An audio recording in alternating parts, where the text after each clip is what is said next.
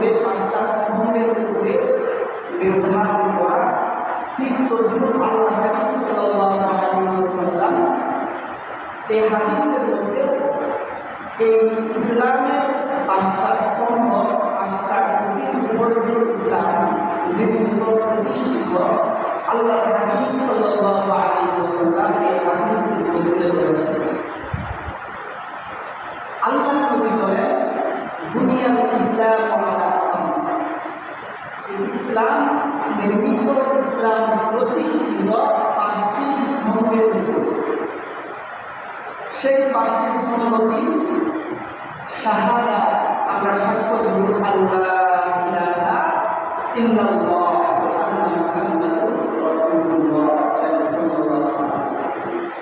1 number আমরা সাক্ষ্য দেব আল্লাহ তাআলা ব্যতীত আর কোনো মাবুদ নাই, হযরত মুহাম্মদ মুস্তাফা সাল্লাল্লাহু আলাইহি ওয়াসাল্লাম আল্লাহ তাআলার রাসূল। এটা হলো মূল খুঁটি, মূল স্তম্ভ। 2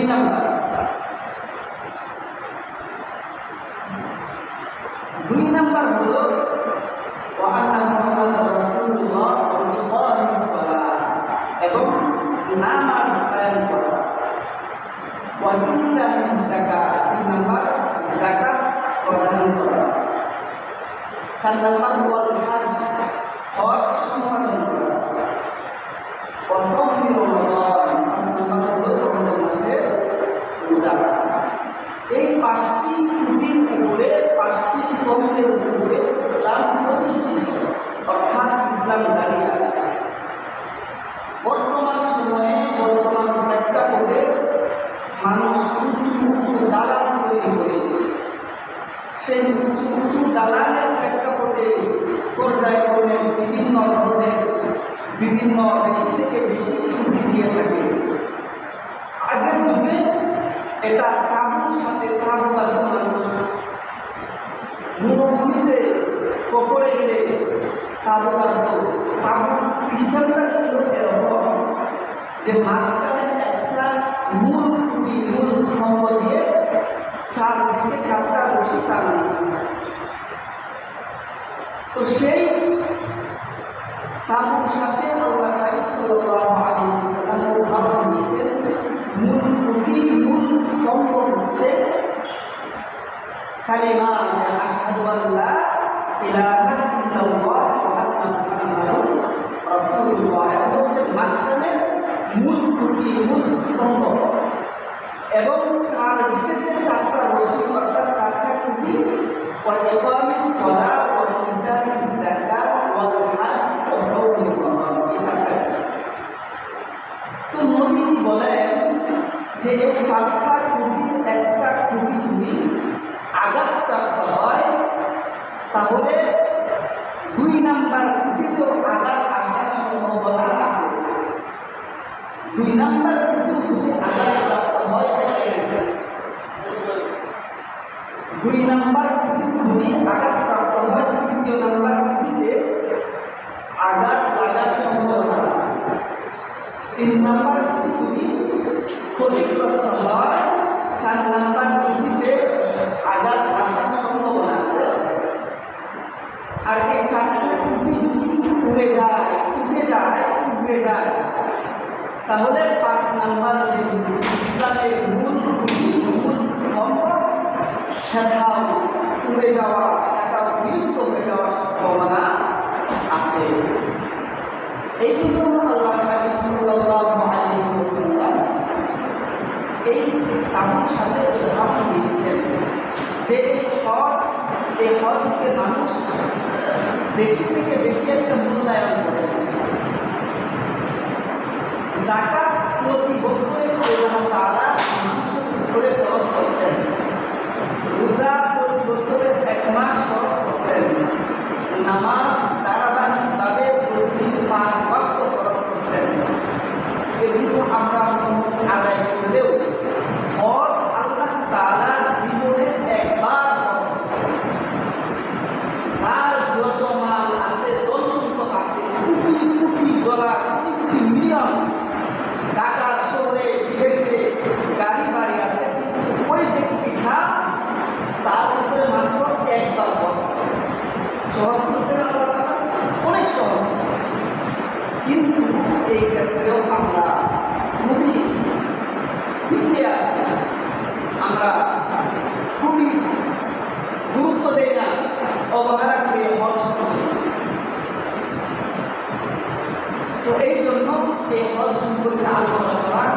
খুবই জরুরি একটা বিষয়, খুবই গুরুত্বপূর্ণ একটা বিষয়। তো আল্লাহ নবী সাল্লাল্লাহু আলাইহি ওয়াসাল্লাম এই কাউর সাথে তুলনা করেছেন, উদাহরণ দিয়েছেন যে আপনার আমার ইকামিস সালাহ, আমি 5 ওয়াক্ত নামাজ আদায় করলাম, ইতাইজ যাকাত, রাসূলের যাকাত প্রদান করলাম, ওয়াল হজ, এবং হজের মধ্যে আমরা কি করলাম না, গুরুত্ব দিলাম না। তাহলে এই খুঁটিটা ইসলামের স্তম্ভটা যদি আঘাতপ্রাপ্ত হয়, ক্ষতিগ্রস্ত হয়, তাহলে বাকি 4টা খুঁটি আঘাতপ্রাপ্ত হবে। এই জন্য আল্লাহ নবী সাল্লাল্লাহু আলাইহি ওয়াসাল্লাম বলেন যে আল্লাহ এবং বান্দার মাঝখানে যে একটা সম্পর্ক, সেই সম্পর্কটা হচ্ছে ভালোবাসা এবং মহব্বতের সম্পর্ক, নিঃস্বার্থ ভালোবাসা। আল্লাহ এবং আল্লাহ বান্দাদের মাঝখানে, অর্থাৎ আল্লাহ এবং বান্দাদের যে সম্পর্ক, ভালোবাসা, এই ভালোবাসাটা হচ্ছে নিঃস্বার্থ একটা ভালোবাসা। বর্তমান দুনিয়াতে, বর্তমান সময়ে একে অন্যকে ভালোবাসে মহব্বত করে স্বার্থের জন্য, কিন্তু বান্দা আল্লাহকে মহব্বত করে স্বার্থ ছাড়া, আল্লাহ বান্দাকে মহব্বত করে স্বার্থ ছাড়া, স্বার্থ দেখিয়ে। এই জন্য আল্লাহ তাআলা বলেন, আল্লাহ বলেন, যদি তোমরা আমাকে ভালোবাসতে চাও, তোমরা যদি আমাকে ভালোবাসতে চাও, তাহলে তোমরা আমার বন্ধুকে, আমার নবী তোমরা কি করো, অনুসরণ করো। তাহলে তোমরা আমাকে ভালোবাসতে পারবে, আমাকে পেয়ে যাবে। এটা নিঃস্বার্থ ভালোবাসা আল্লাহ বান্দা। এই মহব্বত এবং ভালোবাসা যদি থাকে, এই ভালোবাসার বিভিন্ন ধরনের মাপকাঠি আছে, বিভিন্ন ধরনের মাপকাঠি। দুনিয়ার কোনো মানুষ, আমি একটা উদাহরণ দিয়ে বলছি, দুনিয়ার কোনো একটা ছেলে যদি একটা মেয়েকে ভালোবাসে, মহব্বত করে, তাহলে তার ভিতরে একটা স্বার্থ থাকে, স্বার্থ ছাড়া সে ভালোবাসে না। হয়তো তার সম্পদের পাগল, নতুবা মেয়ের বাবার ধন সম্পদের পাগল, কোনো একটা জিনিসের পাগল হইয়া ওই ছেলে ওই মেয়েকে কি করে, মহব্বত করে ভালোবাসে। স্বার্থ ছাড়া কোনো ভালোবাসা নাই। তাদের মধ্যে ভালোবাসা হয়ে গেল, আদান প্রদান হয়ে গেল। ভালোবাসা হওয়ার পরে মেয়ে বলে কি, যদি আমাকে ভালোবাসতে চাও, তাহলে হাদিয়া প্রদান করো, আমাকে কি করো, হাদিয়া দাও। হাদিয়া না দিলে ভালোবাসা টিকে না। উদাহরণ দিচ্ছি আপনাদেরকে বোঝানোর জন্য। এই ভালোবাসা আল্লাহর প্রতি বান্দার ভালোবাসা, নিঃস্বার্থ ভালোবাসার একটা বন্ধন, এই বন্ধনটা বোঝানোর জন্য আপনাদেরকে উদাহরণ দিচ্ছি। আল্লাহ বলেন যে 4-5টা খুঁটির উপরে ইসলাম নির্মিত, প্রতিষ্ঠিত। মূল খুঁটি হচ্ছে লা ইলাহা ইল্লাল্লাহ মুহাম্মাদুর রাসূলুল্লাহ। এটা মূল খুঁটি। আমরা কালিমা পড়েছি, ইসলাম গ্রহণ করেছি, নবীকে শেষ নবী হিসাবে, আল্লাহর নবী হিসাবে আমরা মানি। এটা আমাদের ভিতরে আছে। এই ভালোবাসা প্রকাশ করার জন্য ইকামিস সালাহ ওয়া ইতাইজ যাকাত ওয়াল হজ ওয়া সাওম রমাদান, এই 5টা জিনিসকে প্রকাশ করতে হবে। তো ওই উদাহরণটা এই জন্য দিচ্ছি যে ছেলেটা যখন মেয়ের প্রতি ভালোবাসায় বিভোর হয়ে যায়, পাগল হয়ে যায়, দেওয়ানা হয়ে যায়, তখন এই মেয়েটাকে দেখার জন্য সে কি হয়ে যায়, পাগল হয়ে যায়, একটু এক নজর দেখার জন্য। তো আমরা কিন্তু আল্লাহর প্রতি মহব্বত প্রকাশ করার জন্য প্রতিদিন 5 ওয়াক্ত নামাজ প্রদান করি, আল্লাহর প্রতি পায়ে করি, শেষটা করি। নতুবা যদিও আল্লাহকে না দেখি, আমরা মনে মনে এরকম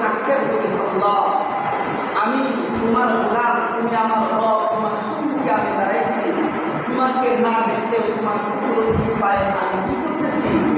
সেজদা। 2 নাম্বার,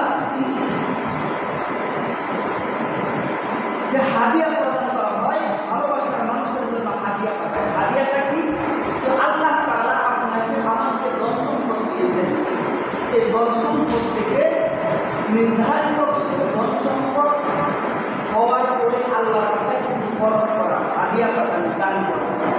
এটা আল্লাহর প্রতি একটা মহব্বত, একটা ভালোবাসার মন্ত্রণা।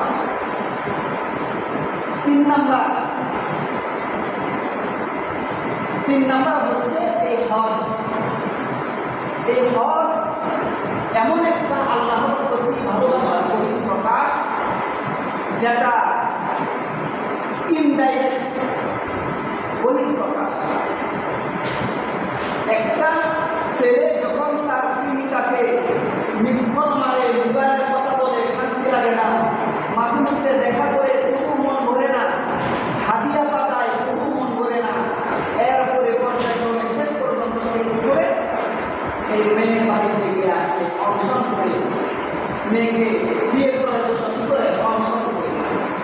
ঠিক তদ্রুপ আমরা আল্লাহর প্রতি ভালোবাসা প্রকাশ করার জন্য নামাজ পড়ি, কুদরতি পায়ে সেজদা করি, নিজের ধন সম্পদ মাল থেকে খরচ করি, আল্লাহর জন্য হাদিয়া প্রদান করি। হ্যাঁ, এরপরে রমজানের রোজায় উপবাস থাকি। উপবাস থাকি, আল্লাহ তাআলা একটা বিধান কায়েম করে দিয়েছেন। একটা ছেলে একটা মেয়েকে যখন ভালোবাসে, তুমি আমাকে কতটুকু ভালোবাসো, এটার পরীক্ষা নেই,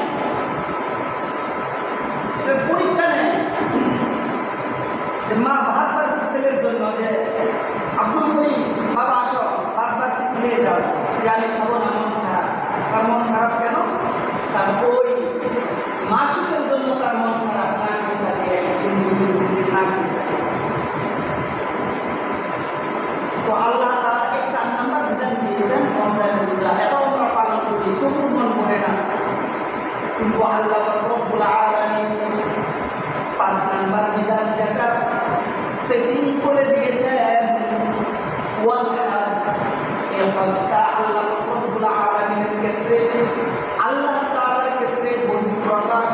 এটা এমন বহিঃপ্রকাশ, সরাসরি আল্লাহ তাআলার ঘরে গিয়া আল্লাহ তাআলার কাছে সাক্ষাৎ প্রদান করার মতো। বলেন সুবহানাল্লাহ। এটা হজ যে মানুষ যখন যায়, এইভাবে মন ভরে না, কিন্তু আল্লাহ তাআলার ঘরে যাইয়া যারা গেছেন তারা বুঝবেন কতটা মহব্বত এবং ভালোবাসা নিয়ে একটা মানুষ যায় আল্লাহ তাআলার ঘরে হজ করার জন্য। এই কাবা শরীফ আল্লাহ রব্বুল আলামিন কত দামি করেছেন, কত ইজ্জত সম্মান দিয়ে বাড়িয়ে দিয়েছেন। এই কাবার উসিলায় আল্লাহ তাআলা মক্কা নগরীকে সম্মানিত করেছেন। কিভাবে সম্মানিত করেছেন? যে আমরা যখন কোনো বাবা যখন তার সন্তানকে মহব্বত করে, অথবা সন্তান যখন তার বাবাকে মহব্বত করে, তখন বিভিন্ন কৌশলে কি করে? বাবাকে ডাকে। যেমন সন্তান তার বাবার কাছে একটা কোনো খেলনা অথবা কোনো কিছু একটা আবদার করবে, প্রথমে আব্বা আমাকে একটা এনে দাও, তো বাবা কানে শুনে না কথা, সে একটা মূল্যায়ন করলো। এরপরে বলে আব্বু, এরপরে বলে ড্যাডি। এরকম বিভিন্ন নামে বাবার মন গোলানোর জন্য সন্তান বাবাকে ডাকে কি ডাকে না? এটা কিসের কারণে ডাকে? মহব্বতের কারণে। ঠিক তদ্রুপ আল্লাহ তাআলা কাবা উসিলায় এই মক্কা শহরকে এমন সম্মানিত করছেন, যে সম্মানের কারণে আল্লাহ তাআলা পবিত্র কোরআন কারীমে 5টা শব্দে আল্লাহ তাআলা মক্কা শহরকে সম্মানিত করে দিয়েছেন। 5টা শব্দ। যেমন 1 নাম্বার মাক্কা। 1 নাম্বার কি? মাক্কা। 2 নাম্বার মাক্কা। 3 নাম্বার ওয়ালা, 4 নাম্বার করিয়া, 5 নাম্বার হলো সুবহানাল্লাহ। এই 5টা শব্দে মক্কা শহরকে আল্লাহ তাআলা সম্মানিত করে দিয়েছেন। সুবহানাল্লাহ। এরপরে হযরত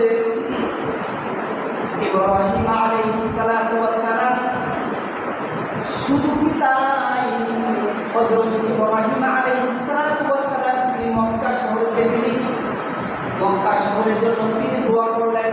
আল্লাহ তাআলা মক্কা শহরকে নিরাপদ শহর বানিয়ে দিলেন, একদম আমানের জায়গা বানিয়ে দিলেন, মক্কা শহরকে নিরাপদ শহর বানিয়ে দিলেন।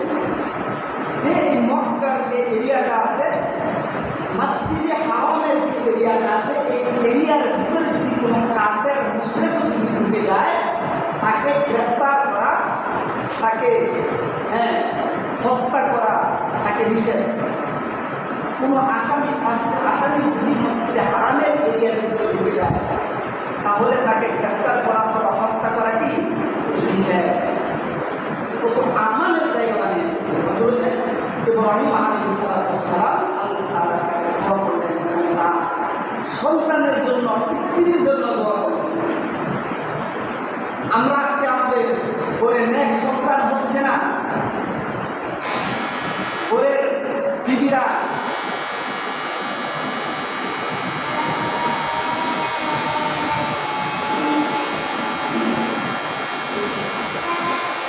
নেককার হচ্ছে না, তার 1 নাম্বার কারণ হলো আমরা কখনো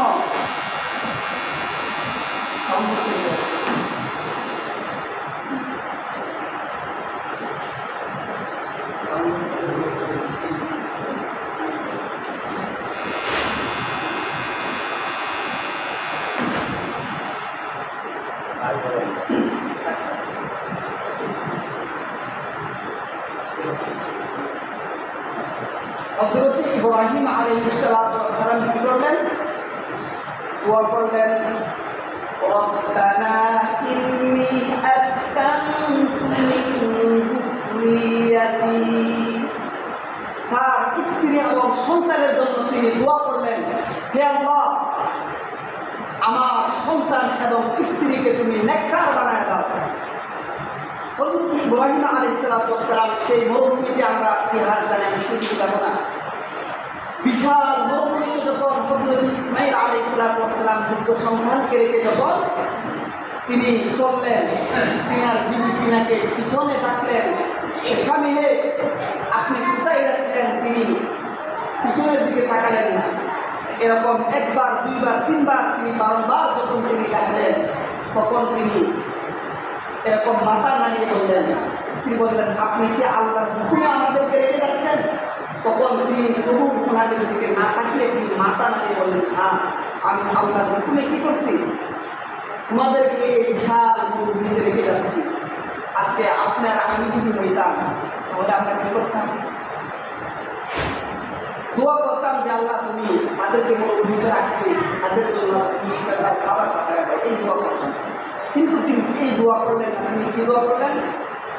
তিনি দোয়া করলেন যে রব্বানা ইন্নী আসকানতু মিন যুররিয়াতি রব্বানা লিকিমুস সালাহ, রব্বানা লিকিমুস সালাহ। এরপরে বলেন, আল্লাহ তুশরিকু বিশাইআ ওয়া তাহহির বাইতিয়া লিত-তাইফিনা ওয়াল আকিফিনা ওয়াল রুকআইস সুজুদ। যে আমার সন্তান এবং আমার স্ত্রীকে তুমি নেককার বানায় দাও, তাদেরকে পবিত্র করে দাও, তোহারা দান করো, এবং রব্বানা লিকিমুস সালাহ, নামাজ আদায় করা, কি করো, কৌশল তাদেরকে তুমি শিক্ষা দান করো। তারপরে বলেন আল্লাহ তুশরিকু বিশাইআ, তারা যেন শিরক না করে, শিরকের অন্তর্ভুক্ত না করে যায়। এই দোয়া হযরত ইব্রাহিম আলাইহিস সালাম সেখানে কি করলেন? তার সন্তানের জন্য এবং স্ত্রীর জন্য। তো আজকে আমরা সন্তানের জন্য এই দোয়া করি, অথচ আপনার সন্তানকে অন্য একজন মানুষ, অন্য আরেক বাইরের কাছে যদি ধাক্কা দেয়, তার প্রতি আমি লাঠি নিয়ে বের হয়ে যাব। শিক্ষক যদি পড়ার জন্য আপনার সন্তানকে একটু ধমক দেয়, আপনি রেগে যান, অথচ এই সন্তানের জন্য কখনো দোয়া করলেন না, হে আল্লাহ আমার এই সন্তানকে নেককার সন্তান হিসেবে কবুল করো, আমার স্ত্রীকে নেককার স্ত্রী হিসেবে কবুল করো। এগুলো আমরা কখনো করি। করি? এই জন্য আগে এই সমস্ত কৌশলগুলো অবলম্বন করা, আল্লাহর কাছে দোয়া করা। আজকে নেক্সট সন্তান এই জন্য হচ্ছে, ছেলেটাকে টাকা পয়সা খরচ করে লেখাপড়া করাইছি, দেখা যায় এরকম পথভ্রষ্ট হয়ে যায়, গাঁজা খায়, মদ খায়, সেবা সেবন করে, জুয়া খেলে, এই করে সেই করে। তো এই জন্য দোয়া করে এখানে আমাদেরকে একটা শিক্ষা দিয়েছে এই হজের মাধ্যমে। 3 নাম্বার, আল্লাহ পাক রব্বুল আলামিন আল্লাহর নবী সাল্লাল্লাহু আলাইহি ওয়াসাল্লাম বলেন, বুনিয়াল ইসলামু আলা 5 শাহাদাতি আল্লাহ ইলাহা ইল্লাল্লাহ ওয়া আন্না মুহাম্মাদার রাসূলুল্লাহ ওয়া ইকামিস সালাতি ওয়া ইতাইজ যাকাত ওয়াল হজ ওয়া সাওমি রমাদান। আল্লাহ নবী সাল্লাল্লাহু আলাইহি ওয়াসাল্লাম বলেন, এই যে এই হজ, এটা তোমাদের ইসলামের 5টা খুঁটি, 5টি স্তম্ভের একটা প্রধান, একটা শাখা, প্রধান একটা স্তম্ভ। এটাকে তোমরা যদি কার্যকর করো, আল্লাহর প্রকৃতপক্ষে আল্লাহর প্রতি বান্দার মহব্বতের বহির প্রকাশ করতে চাও, তাহলে আল্লাহর ঘরে তোমাদেরকে যাইতে হবে। আল্লাহর ঘরে যাইয়া আল্লাহর প্রতি সত্যিকারের মহব্বত এবং ভালোবাসার বহির প্রকাশ তোমরা সেখানে করতে পারো। এছাড়া ভালোবাসার মহব্বত এবং বহির প্রকাশ হবে না। এই যে নামাজ পড়ি, নামাজের মধ্যে আমাদের মন নাই, নামাজে আল্লাহু আকবার বলে দাঁড়াইছি, নামাজে মন থাকে না, না পড়ে মন থাকে দোকানে, মন থাকে ক্ষেত খামারে, মন থাকে ব্যবসায়, মন থাকে এখানে সেখানে, নামাজে মন থাকে না। এই মন চলে যায়, এটা যাবে, এটা দিয়ে আল্লাহর বহিঃপ্রকাশ হবে না, মহব্বতের বহিঃপ্রকাশ হবে না। যাকাত দেওয়ার সময় যাকাত দেয়, কিন্তু মানুষকে দেখানোর জন্য, অমুক দাওয়াতি, এটা দেখানোর জন্য, এটাও আল্লাহর কথা পৌঁছতেও পারে, নাও পৌঁছতে পারে। রোজা রাখি মানুষকে দেখানোর জন্য। এই জন্য এই হজ এমন একটি গুরুত্বপূর্ণ বিষয়, যেটা আল্লাহর প্রতি বান্দার মহব্বতের বহিঃপ্রকাশ ঘটায়। আল্লাহর নবী সাল্লাল্লাহু আলাইহি ওয়াসাল্লাম, আল্লাহর হাবিব সাল্লাল্লাহু আলাইহি ওয়াসাল্লামের কাছে একজন গ্রাম্য সাহাবী এসে বলে, ইয়া রাসূলুল্লাহ, সবচেয়ে উত্তম আমল কি? আল্লাহর নবী সাল্লাল্লাহু আলাইহি ওয়াসাল্লাম বলেন, আল্লাহর নবী সাল্লাল্লাহু আলাইহি ওয়াসাল্লাম বলেন, হে সাহাবী, সবচেয়ে উত্তম আমল হলো আল্লাহ এবং আল্লাহর রাসূলের প্রতি ঈমান আনা। আল্লাহর নবী সাহাবী আবার জিজ্ঞাসা করেন, ইয়া রাসূলুল্লাহ, এরপরে সবচেয়ে কোন আমলটা আল্লাহর কাছে পছন্দনীয়, উত্তম? আল্লাহর নবী সাল্লাল্লাহু আলাইহি ওয়াসাল্লাম বলেন, আল জিহাদ ফি সাবিলিল্লাহ। 2 নাম্বার উত্তম আমল আল্লাহ তাআলার কাছে পছন্দনীয় হলো আল্লাহর রাস্তায় জিহাদ করা। সাহাবী বলে, ইয়া রাসূলুল্লাহ, এরপরে সবচেয়ে উত্তম আমল আল্লাহ তাআলার কাছে পছন্দনীয় আমল কি? আল্লাহর নবী সাল্লাল্লাহু আলাইহি ওয়াসাল্লাম বলেন, আল হাজ্জুল মাবরুর। আল্লাহ তাআলার কাছে 3 নম্বরে পছন্দনীয় আমল হলো হজ্জে মাবরুর। ওই হজ, যে হজ আল্লাহ তাআলার কাছে পছন্দনীয় এবং কবুলিয়ত হয়ে যায়, আল্লাহ রব্বুল আলামিন কোন মায়ের গর্ভ থেকে সন্তান ভূমিষ্ঠ হওয়ার পরে সে যেমন নিষ্পাপ হয়ে যায়, আল্লাহ তাআলা তাকে ওই শিশুর মতো নিষ্পাপ হিসাবে গ্রহণ করে নেয়। বলেন সুবহানাল্লাহ। এই হজ্জে মাবরুর তাকে বলে, এর সংজ্ঞা বুখারী শরীফের 1521 নম্বর হাদিস। এই হাদিসের সংজ্ঞা হলো, যে হজ্জে মাবরুর কাকে বলে, নবীজি বলেন যে ওই হজকে হজ্জে মাবরুর বলা হয় হালাল টাকায়, হারাম টাকায় নয়, হালাল টাকায় যে ব্যক্তি হজ সম্পাদন করলো, আল্লাহ তাআলা তাকে শিশুর মতো নিষ্পাপ করে তাকে বাড়িতে ফেরান। এই হাদিস যখন হযরত আয়েশা রাদিয়াল্লাহু তাআলা আনহা তিনি শুনলেন, তিনি বলেন, নাওয়াল জিহাদ আফদাল আমাল ইয়া রাসূলুল্লাহ, ইয়া রাসূলুল্লাহ, আমরা দেখতে পাচ্ছি জিহাদ হলো সর্বোত্তম আমল, আমরা কি আফালা মুজাহিদুন, আমরা কি জিহাদ করব না? আল্লাহ নবী সাল্লাল্লাহু আলাইহি ওয়াসাল্লাম বলেন, ওয়ালাকিন্না আফদাল জিহাদ আল হাজ্জুল মাবরুর। হে আয়েশা, তোমাদের জন্য জিহাদের চেয়ে সর্বোত্তম আমল হলো হজ্জে মাবরুর। জিহাদের চেয়ে সর্বোত্তম আমল হলো হজ্জে মাবরুর, যে হজ আল্লাহর কাছে পছন্দনীয় এবং কবুল হয়ে যায়। জিহাদের চেয়ে উত্তম আমল হচ্ছে হজ। সে হজে আজকে আমরা যাই না, যেতে চাই না। আল্লাহ নবী সাল্লাল্লাহু আলাইহি ওয়াসাল্লাম বলেন যে ওই হজ, যে ব্যক্তি হজ সম্পাদন করল, হাদিসের সংজ্ঞা, যে ব্যক্তি হজ ও উমরা করল, আল্লাহ নবী সাল্লাল্লাহু আলাইহি ওয়াসাল্লাম বলেন যে তোমরা উমরার পরে উমরা করো, হজের পরে হজ করো, তাহলে কি হবে? মাঝখানের যত গুনাহ, সেই সমস্ত গুনাহ আল্লাহ তাআলা তোমাদেরকে ক্ষমা করে দিবেন। সুবহানাল্লাহ। হজের পরে হজ করো এবং উমরার পরে কি করো? উমরা করো, তাহলে মাঝখানের সমস্ত গুনাহ আল্লাহ তাআলা ক্ষমা করে দিবেন। বুখারী শরীফের আরেকটি হাদিসের মধ্যে আল্লাহ নবী সাল্লাল্লাহু আলাইহি ওয়াসাল্লাম বলেন, কোনো ব্যক্তি যদি হজ্জে গিয়ে মারা যায়, তাহলে আল্লাহ রব্বুল আলামিন ওই বান্দাকে, হজে গিয়ে যদি কোনো মানুষ মারা যায়, মারা যাওয়ার পরে কিয়ামত পর্যন্ত যত মানুষ সেখানে হজ করবে, হজ করার পরে ওই সমস্ত মানুষের সমস্ত হজের নেক আমল ওই বান্দার আমল নামে আল্লাহ রব্বুল আলামিন লিখে দিলেন। সুবহানাল্লাহ। হজ্জে গিয়ে যদি কোনো মানুষ মারা যায়, তাহলে কিয়ামত পর্যন্ত আনেওয়ালার যত উম্মত সেখানে হজ করবে, সমস্ত হজ ওয়ালার যে আমল আছে, সওয়াব আছে, নেকি আছে, ওই ব্যক্তির আমল নামে আল্লাহ তাআলা তার উপরে কি করবে? ওই নেকি দিবে। কিন্তু আজকে আমরা হজ করতে চাই। আমাদের সন্তান আজকে আইফোন কিনে 1 লক্ষ টাকা দিয়ে, 1.5 লক্ষ টাকা দিয়ে। আজকে আমাকে এক যুবক বলতেছে 15 Pro Max, 15 Pro Max কত দিয়ে কিনা কত পছন্দ করে। এই হলো যুবকদের আজকে প্রবলেম, সমস্যা। এই ফোন দিয়া জীবন ধ্বংস, অবপতনের দিকে যাচ্ছে। অথচ উমরা করলে মাত্র 1.5 লক্ষ টাকা না, 800 টাকা জমাইলে সব উমরা করতে পারে। আমরা সেখানে যাই, সেখানে চাইলে বোঝা যায় যারা গেছে তারা বুঝবে। এটাই প্রবাসী যায়, উমরা করছে, ঠিক না?